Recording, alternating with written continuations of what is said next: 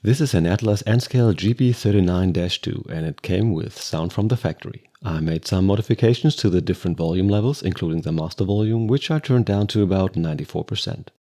For some reason, the turbo whine is very noticeable on all engines with factory sound I've heard, including this one, so I turned the prime mover sound way down to 40%. Another sound that I turned down a lot is the bell sound, because it can become a bit annoying when you're running within yard limits with the bell going all the time. I've set the bell sound slot to about 12%. I've left the horn on full volume because I like it to be the sound with the most range.